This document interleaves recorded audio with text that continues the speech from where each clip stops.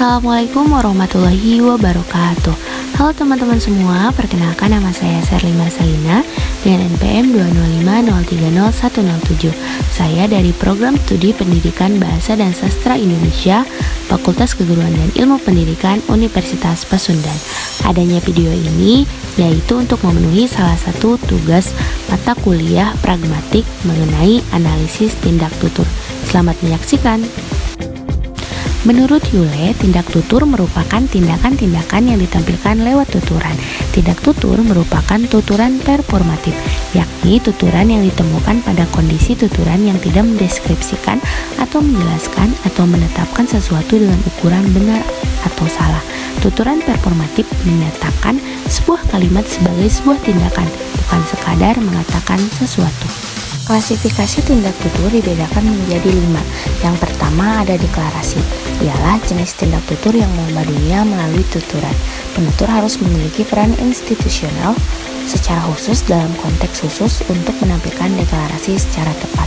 Yang kedua ada representatif, ialah jenis tindak tutur yang menyatakan apa yang diyakini penutur, pernyataan suatu fakta, penegasan, kesimpulan, dan pendeskripsian. Yang ketiga ada ekspresif, yaitu jenis tindak tutur yang menyatakan sesuatu yang dirasakan oleh penutur. Yang keempat ada direktif, jenis tindak tutur yang dipakai oleh penutur untuk menyuruh orang lain melakukan sesuatu. Jenis tindak tutur ini menyatakan apa yang menjadi keinginan penutur.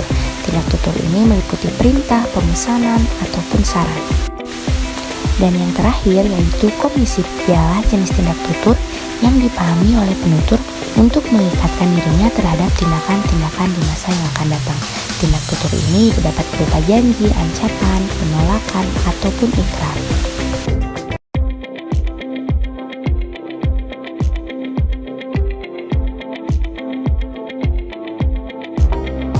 Halo, ketemu lagi di Catatan Najwa dan sekarang saya bersama the one and only yang tersayang Maudy Ayunda. Halo. Halo, seneng banget akhirnya kita bisa ketemu. Mbak. Iya, seneng banget. Kajian pertama merupakan tindak tutur ekspresif, karena dalam tuturan yang diungkapkan Najwa Shihab dan respon dari Maudy Ayunda menyatakan kesenangan, artinya mengeluarkan sesuatu yang dirasakan, dan ini termasuk kepada tindak tutur ekspresif. Tapi Mbak, sebenarnya Harvard itu impian aku dari dulu, jadi dari SD, the school ya. Jadi makanya itu yang jadi dilema karena kayak Anak SD saya. Pada kajian kedua ini merupakan tindak tutur komisif, karena dalam tuturan yang diungkapkan Maudy Ayunda menunjukkan seseorang terikat dengan apa yang telah diungkapkannya atau janji dirinya terhadap tindakan di masa yang akan datang. Dan the idea of studying deket banget dari Silicon Valley, terus abis itu just exposure to inspirational speakers and approach-nya Stanford itu juga sangat experience based. Dan apa ya, kayak, dan dia juga have a very good education school gitu. Jadi aku bisa ngambil electives banyak banget dari education schoolnya. Jadi walaupun majornya itu, tapi you can choose and pick and choose. Tuturan yang diungkapkan oleh Maudy Ayunda pada kajian ketiga ini merupakan tindak tutur representatif, karena dalam tuturan yang diungkapkan Maudy Ayunda menyatakan fakta yang diyakininya berupa pendeskripsian mengapa dia memilih kampus yang menjadi impiannya. Pokoknya benar-benar jadi Sempet jadi trending gitu loh Mbak. Gila loh. tuh lihat deh. Yang ini lucu banget ya. 24.000 coba yang nge-retweet. Oh my God, iya. Itu soalnya mungkin kayaknya orang benar-benar ngerasa dilemanya. Pada kajian keempat ini, tuturan dari Najwa Shihab dan juga Maudy Ayunda merupakan tindak tutur ekspresif, karena dalam tuturan yang diungkapkan berupa ekspresi senang dan tidak percaya karena hal yang membuatnya bisa booming atau trending. And kayaknya kita benar-benar harus meluangkan waktu dan energi untuk untuk melihat ke dalam gitu dan benar-benar evaluate dan reflect. Soalnya banyak yang Pada kajian kelima ini merupakan tindak tutur direktif, karena dalam tuturan yang diungkapkan menyuruh orang lain melakukan sesuatu dan menyatakan apa yang menjadi keinginan Maudy Ayunda atau memberi saran. Jadi ini termasuk kepada tindak tutur direktif. Aku pengen cerita ini dong, Dear Tomorrow. Boleh.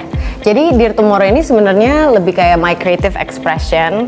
Kalau misalnya ditanya buku ini tentang apa, aku selalu bilang ini kayak buku self reflection gitu loh. Jadi isinya tuh cerita-cerita tentang hal-hal yang pernah aku alami, terus pelajaran-pelajaran yang aku ambil dari pengalaman-pengalaman itu, yang siapa tahu juga bisa relevan untuk kehidupan anak-anak muda lainnya yang kebetulan baca buku ini gitu. Pada kajian ke-6 ini merupakan tindak tutur direktif, karena dalam tuturan yang diungkapkan sama halnya seperti yang sebelumnya, itu ada unsur menyuruh orang lain melakukan sesuatu dan menyatakan apa yang menjadi keinginannya. Bisa dilihat tadi pada ungkapan dialog yang ada di dalam video. Dilakukan seolah-olah dan nggak perlu sekolah tinggi gitu, atau kayak itu sesuatu yang nggak, misalnya artis itu sesuatu yang nggak intelektual gitu, and I don't agree gitu, karena sebenarnya dalam teman-teman musisi berkarya, in the way that they do their work, they produce music and produce lyrics, and atau misalnya di dunia perfilman yang orang-orang membuat karya yang itu sangat-sangat intelektual gitu loh.